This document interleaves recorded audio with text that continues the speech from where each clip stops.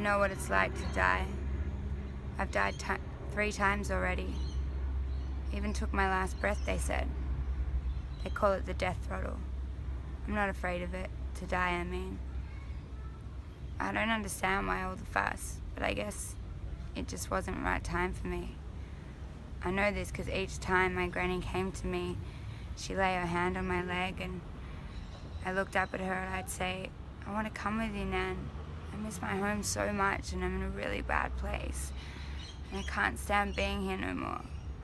I need to come with you. But each time, she said the same thing. No, my sweet Ellie, you have a dear little girl to look after. She needs you. You'll come visit me one day, just not right now.